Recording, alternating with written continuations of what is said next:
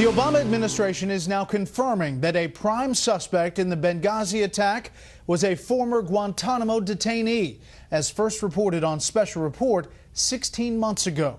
Chief Intelligence Correspondent Catherine Harridge explains the suspect has long-standing ties to Osama bin Laden's network. Because of his alleged role in the Benghazi terrorist attack, Fox News is told that the State Department is on the cusp of publicly designating a former Guantanamo detainee, Sufyan bin Kumu, and his group Ansar al-Sharia, which means supporters of Islamic law, as foreign terrorist entities. Today, the State Department tried to minimize the connections to the al-Qaeda leadership, also known as the core. There's no indication at this point that al-Qaeda was involved or planned these attacks, and these are not official affiliates of al-Qaeda. But the public designation of bin Kumu and his group comes 16 months after Fox's Brett Baer first identified the Libyan as a suspect, and 3 months after Fox reported bin Kumu was in Benghazi on 9/11. According to his Guantanamo file, the former detainee has historic ties to the al-Qaeda network, at one time training at Osama bin Laden's Torkham camp. He was important enough to al-Qaeda to record his monthly stipend on the 9/11 financier's laptop, which should tell you something about his place within the al-Qaeda sphere. Benghazi suspect Faraj al-Shalabi, a former bin Laden bodyguard, traveled from Libya to Pakistan after the attack, and Fox News has told investigators are exploring whether he hand-carried sensitive computer hardware.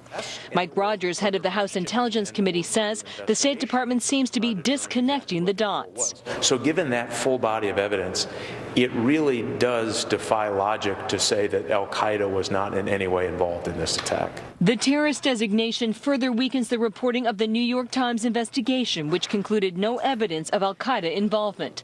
A State Department survivor, an American eyewitness, recently told Senator Lindsey Graham how the attack played out. He said there was no protest at all outside the consulate. A 16 to 20 person group ran through the gate, heavily armed, carrying an Islamic banner that we later found out to be the banner of Ansar al-Sharia, the al-Qaeda affiliate in Benghazi. And while the State Department investigation, known as the Accountability Review Board, repeatedly describes the Benghazi operation as a temporary mission, Graham says the survivor told him otherwise, that after this IED attack in June 2012, a new one-year lease was renewed for 2 villas. Why did the Accountability Review Board fail to find this out? And Fox News learning that today at least 5 House members met with Speaker John Boehner, who has blocked a select committee.